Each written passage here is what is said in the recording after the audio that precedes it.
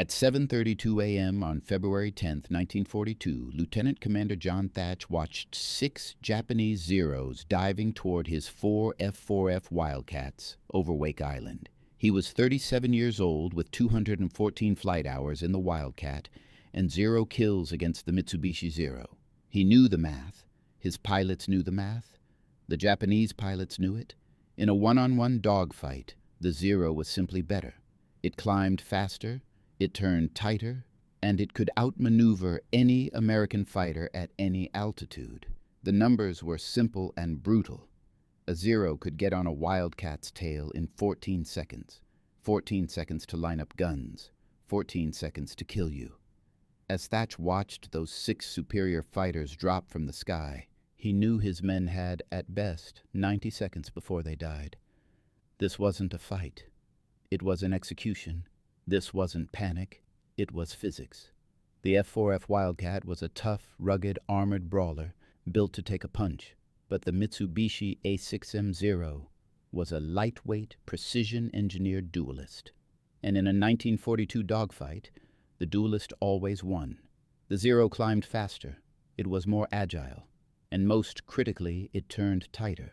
The Wildcat, by contrast, was heavy, sluggish, and couldn't possibly turn inside the Zero's radius. The math was simple and brutal. In a standard turning fight, a Zero pilot needed only 14 seconds to get behind a Wildcat. 14 seconds. 14 seconds to get on your tail. 14 seconds to line up the devastating 20mm cannons. 14 seconds to kill you. American pilots had tried to turn with them. They had tried to outclimb them. And they had failed. This wasn't just an enemy plane, it was an unbeatable formula for death. The Wildcat's armor meant it could take a punch, but survivability meant nothing when the enemy was too fast and too agile to even hit. This wasn't just a technical problem with a wing design or an engine. This was a pattern of funerals. By February of 1942, the Pacific Fleet had already lost 43 Wildcat pilots who had dared to engage the Zero in a turning fight. 43 pilots who had tried to turn, 43 pilots who were shot down. 43 funerals. The grim arithmetic of the air war never changed. American pilot sees Zero, American pilot tries to engage, Zero outturns him, Zero kills him. The official doctrine from command was useless. Avoid turning engagements. Run, if possible. But running meant abandoning other pilots. Running meant letting the Zeros strafe your buddies while you fled. Thatch commanded Fighting Squadron 3, 4 planes, 4 men who trusted him to keep them alive. And yet, he had no answer for the Zero's superiority, no answer for its climb rate, no answer except to watch good men die, one by one. The system was broken, and John Thatch was desperate to fix it. 3 days earlier, Thatch had sat in his quarters at Naval Air Station, Pearl Harbor, consumed by the problem. The Wildcat had superior firepower. It had armor. It had speed in a dive. But the Zero had the turn. He couldn't shake the brutal reality that a Zero pilot could outthink and outturn his men in seconds. He was staring down at a package his wife had sent him, a simple box of wooden matches. He pulled 2 matches from the box and placed them on the table. He moved one match, representing a Zero, to try and get behind the other, a Wildcat. No matter how he twisted the second match, the first always settled behind it. It was the Zero's unbeatable formula. Then he had his flash of genius. What if 2 of his Wildcats worked together? He placed a second Wildcat match next to the first and moved the Zero in on the lead plane. As the Zero tried to line up its deadly shot, Thatch slid the lead Wildcat towards the wingman. The Zero, fixated on its target, flew directly into the path of the second Wildcat's imaginary machine guns. The Zero couldn't win without breaking off its attack. The unbeatable Zero was now exposed. That was the click. The matchstick trick wasn't about outflying the enemy. It was about protecting each other. The concept was brilliant, but it was also heresy. For decades, the core tenet of air combat was simple: fighters fought alone. The single-seat fighter was an expression of individual skill, speed, and audacity. The prevailing doctrine taught pilots to split up, engage the enemy one-on-one, and use their own superior skills to win. Thatch's idea of the weave demanded two aircraft fly in rigid, coordinated lockstep, depending entirely on each other. It was slow, it was defensive, and it directly violated every aggressive instinct and every official manual. This wasn't just an innovation, it was a revolution. Thatch wasn't just fighting the Zero. He was fighting 70 years of established military doctrine. To the old guard, tying two fighters together felt weak. It was the action of a coward, not a warrior. The risk wasn't just getting shot down, but being court-martialed for reckless tactics. This internal conflict, Thatch versus his own command structure, made the stakes even higher than the Zeros themselves. Now the 6 Zeros were committed. They split into two groups of 3, confident in their superiority, ready to carve through the meager Wildcat formation. They saw the 4 American planes flying in unusually close pairs, an oddity that smelled of desperation. The lead Zero, with a pilot who had 2 kills that morning alone, selected Thatch's wingman as his target. He dropped his nose, lining up the familiar decisive shot. This was the Zero's most dangerous moment, committed, fast, and focused on the kill. But this time, the Wildcat didn't try to turn away. Thatch's voice, calm and authoritative, crackled in his wingman's headset. "Weave on my mark." The 2 Wildcats executed the impossible. They did not turn away from the attacker. Instead, they turned toward each other, crossing paths in a tight, synchronized burst of speed. The Zero pilot, who had expected an easy, panicked turn, found himself flying directly into the cone of fire of Thatch's guns. Thatch's wingman, momentarily exposed, was instantly covered by Thatch. The Zero's pilot instinctively yanked back, breaking off the attack, a completely non-doctrinal maneuver that cost him his tactical advantage. The other Zeros saw the impossible, 2 of their number suddenly scattering in confusion. The entire Japanese formation, which had relied on the simplicity of the kill, hesitated. The gamble had paid off.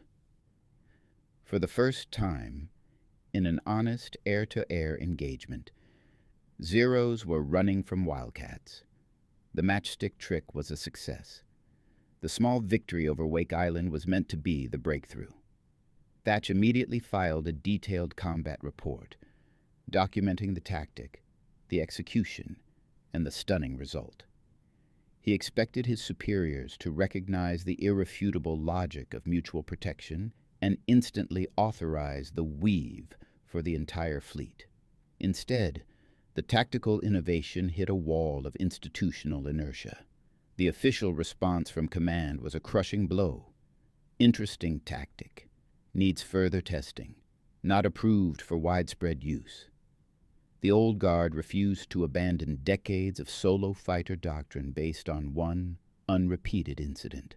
They were fighting the last war, not the current one. The Matchstick trick was brilliant, but bureaucracy found it insufficient.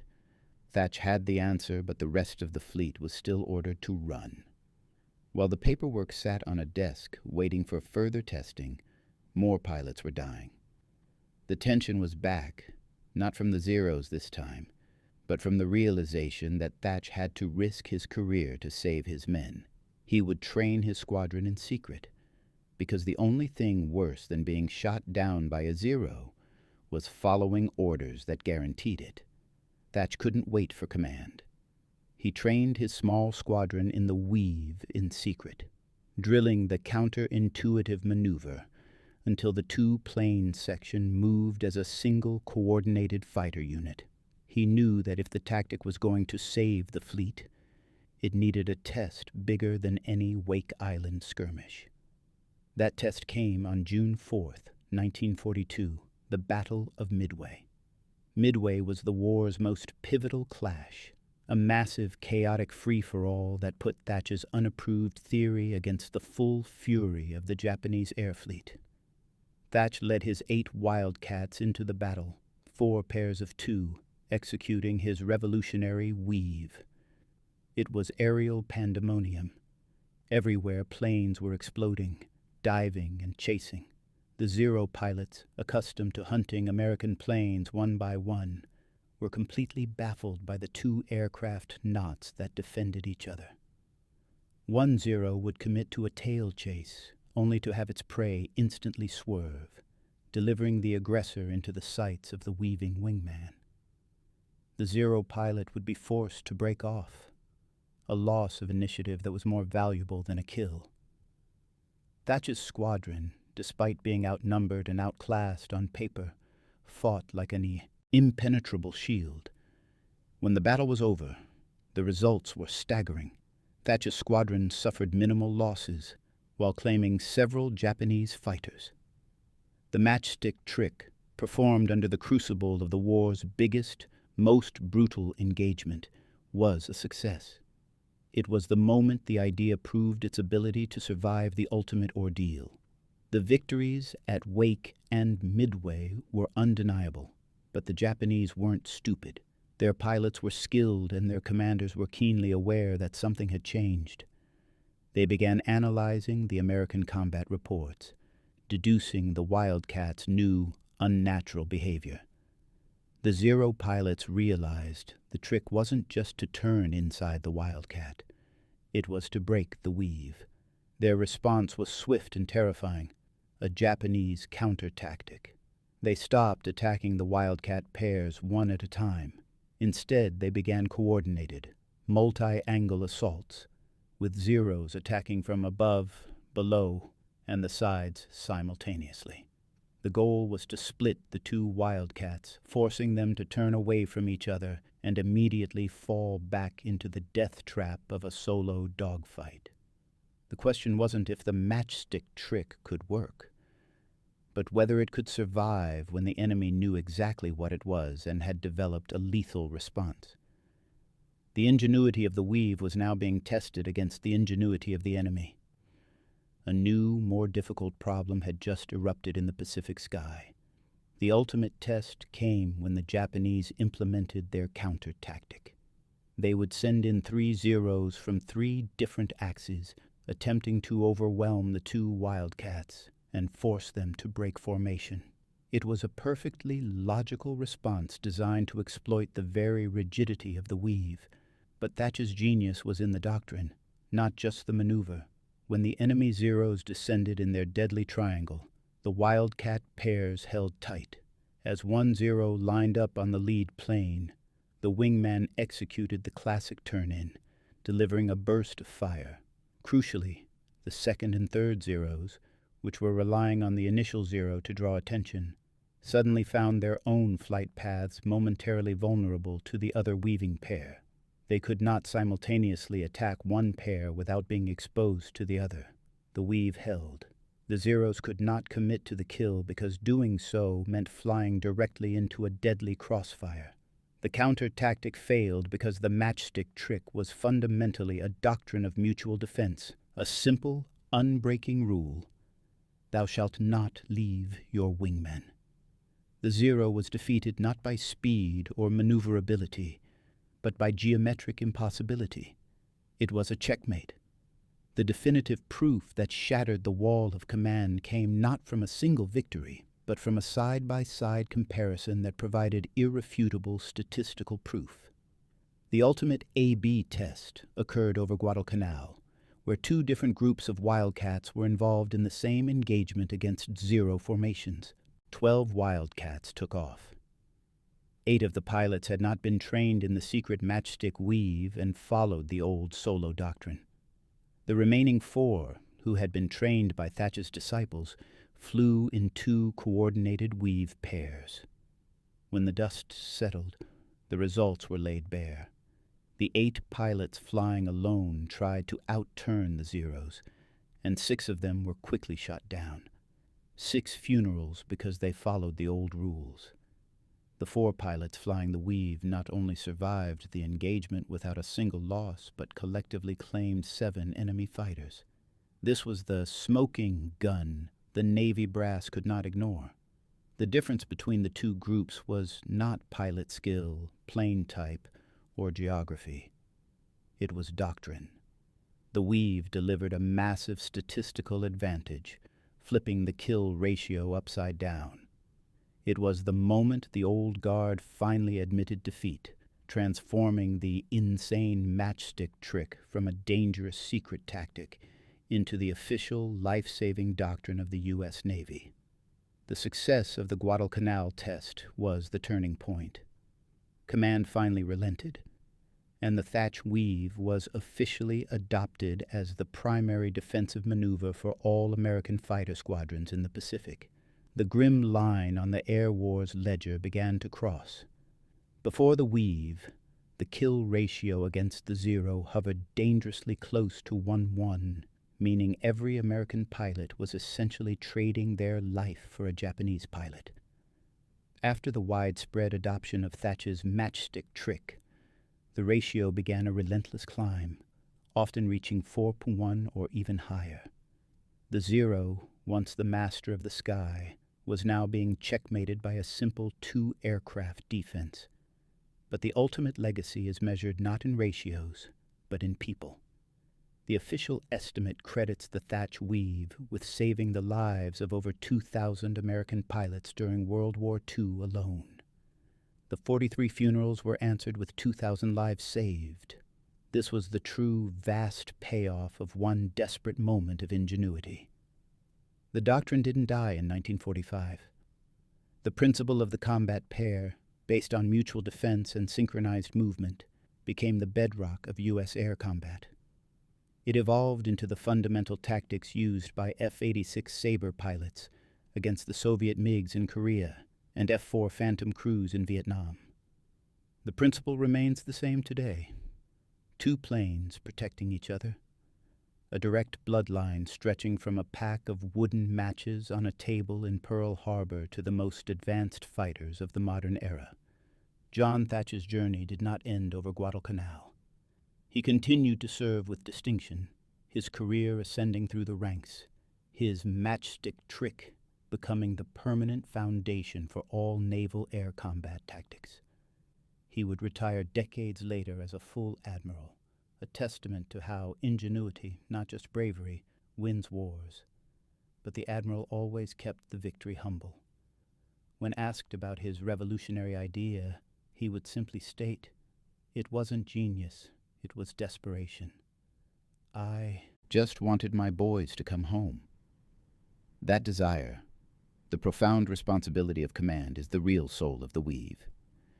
Today, the original pack of wooden matches that inspired the tactic is preserved in a glass case at the National Naval Aviation Museum in Pensacola, Florida. Next to a model F4F Wildcat, the matches sit as the physical proof that sometimes the most complicated, life-saving solutions come from the simplest moments of clarity. Pilots still stop at that case. They look at those 2 wooden sticks and understand that every modern air victory owes a debt to one commander who refused to watch his men die by the numbers. We've spent the last 30 minutes looking at the past, at the tension, the desperation, and the eventual triumph of an idea. But now, you are the only thing that keeps that story alive. If this story, of a simple matchstick trick saving over 2,000 lives, moved you as much as it moved us, please do 2 simple things. Hit that like button right now. Every single like tells the YouTube algorithm that this story matters, ensuring more people discover John Thatch's courageous ingenuity. And hit subscribe and turn on notifications. You're not just a viewer. You're part of a global community dedicated to rescuing these forgotten stories from dusty archives. Drop a comment below and tell us where you're watching from. Are you tuning in from Texas, Australia, or perhaps even Japan? Tell us if someone in your family served in the air or on the sea. Just let us know you're here. Thank you for watching, And thank you for making sure the legacy of the Thach Weave doesn't disappear into silence. These men deserve to be remembered, and you're helping make that happen.